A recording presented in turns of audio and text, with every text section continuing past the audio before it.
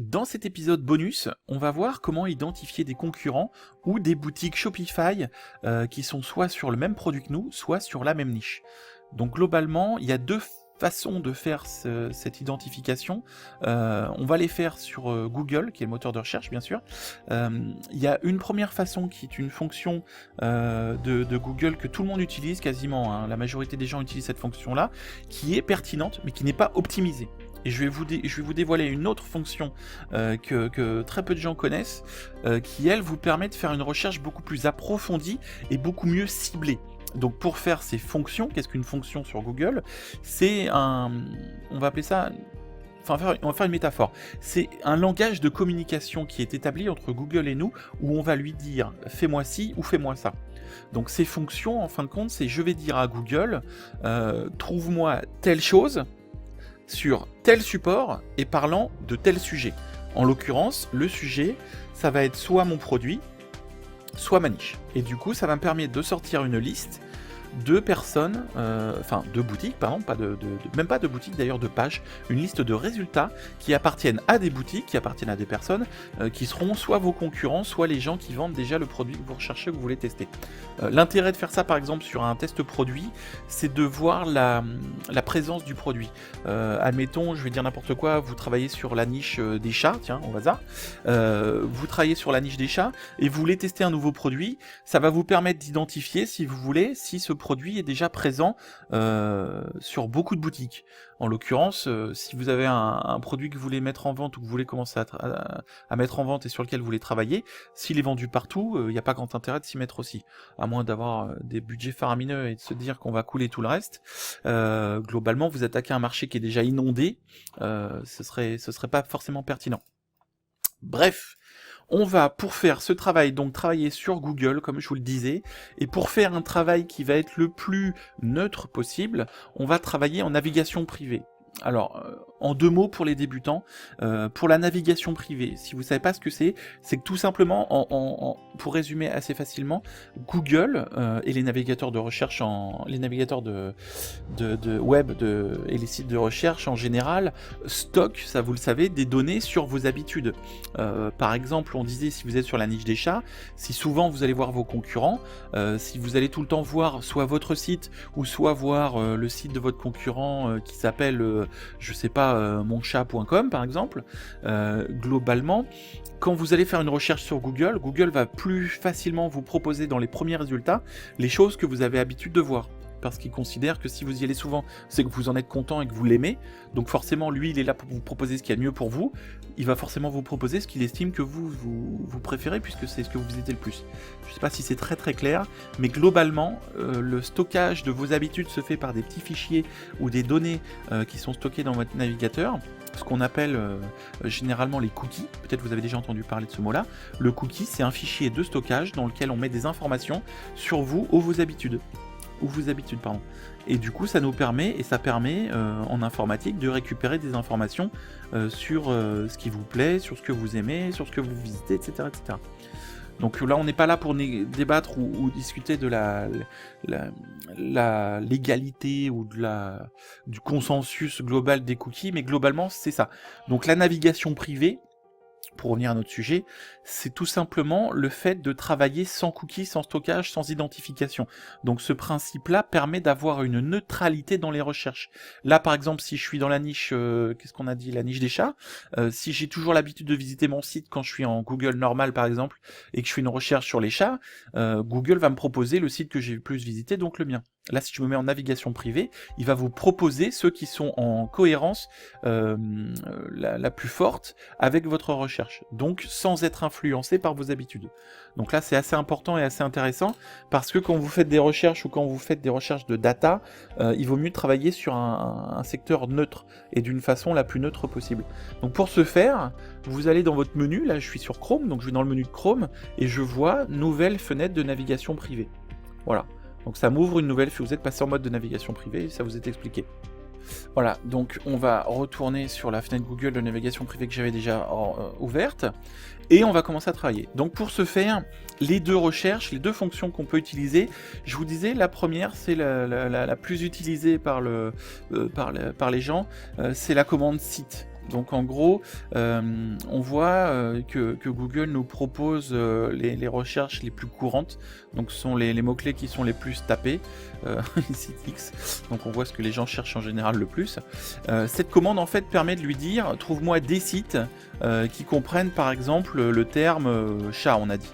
Donc en gros, tous les sites qui parlent de chat. Là en l'occurrence on va l'approfondir en spécifiant une URL, donc celle de Shopify, donc myshopify.com, qui est l'URL des sites Shopify, et on va attribuer un mot-clé, donc un mot de recherche. Donc qu'est-ce que cette fonction signifie? Tout simplement, je vais dire à Google, donc dans la communication que je fais à Google, trouve-moi les sites qui parlent ou qui ont un rapport avec myshopify.com et qui parlent de chat. Pourquoi je mets des cotes, des apostrophes, comme on dit ça en français, c'est que globalement, je vais prioriser sur ce terme-là. En gros, je dis, quand je mets des apostrophes à Google, je dis le terme le plus important pour moi, c'est celui-là. C'est vraiment sur ça qu'il faut que tu travailles. Si je mets pas les cotes et que je mets le chat, tout court, les deux termes, donc qui sont myshopify.com et chat, ont autant d'importance l'un l'autre. Là, non. En l'occurrence, je lui spécifie ma recherche, elle est orientée sur chat. C'est ma priorité. Du coup, si je tape entrée, voilà, ça me sort une liste de boutiques. Donc on voit bien, on est sur du shopify.com qui sont en lien ou qui parlent ou qui ont les mots-clés chat compris dans leur page. Donc là, on va parler de résultats. Donc il y a environ 405 000 résultats. Les résultats, on peut appeler ça, si vous préférez, des pages. En l'occurrence, ça nous sort 405 000 pages qui comprennent myshopify.com ou qui parlent de myshopify et de chat. Et ces résultats ou ces pages, on parle pas de boutique mais bien de résultats, donc de pages. Pourquoi? C'est qu'une même boutique peut avoir, bah voilà, on a un exemple, cette boutique J'aime vraiment chat, elle a plusieurs pages de son site, donc plusieurs pages de sa boutique sont enregistrées dans Google et du coup peuvent ressortir. Donc on parle pas de 405 000 boutiques, mais bien 405 000 résultats ou pages. Donc ça c'est la première fonction, c'est celle que la majorité des gens utilisent, qui est ce qu'on appelle la générique. Je vais fermer ça. Ça nous sort un ensemble de résultats et de boutiques, donc si on visite, apparemment celui qui marche le mieux ou qui est le plus pertinent selon Google, donc en l'occurrence en général c'est celui qui fait un meilleur résultat ou qui a le plus de visites ou qui est le plus pertinent, on va dire, tout simplement pour Google. Donc en général, ceux qui sortent en premier, ça sent bon. Donc si vous voulez chercher un concurrent sur la niche des chats et savoir ce qu'il faut vendre quand vous voulez travailler sur la niche des chats, moi je me dirais principalement cette boutique-là, elle a des produits qui apparemment se vendent bien. Donc petit aparté, méfiez-vous beaucoup de ce qui est affiché sur la boutique. Quand vous êtes en recherche de produits ou en recherche de produits par rapport à une niche, les produits qui sont affichés dans les coups de cœur, les choses comme ça par exemple, c'est pas ceux qui se vendent le mieux. Là je vous conseille d'utiliser l'application e-commerce Inspector. Je vous ferai peut-être un épisode plus tard pour vous montrer comment ça fonctionne, mais globalement e-commerce Inspector vous permettra de déceler quels sont les produits qui se vendent le mieux. E-commerce Inspector, il y a une version et une formulation qui est payante. Vous payez, je crois, de mémoire $50, ça vous donne un jeton qui vous permet de surveiller un site. Alors vous dites $50, c'est hyper cher pour une petite application, sauf que repensons bien à ce qu'on est en train de dire. Pour $50, je récupère le chiffre d'affaires d'une boutique, ses meilleurs produits, ses meilleures ventes et le résultat qu'il est en train de faire. Et cet abonnement-là, il va là pendant un mois.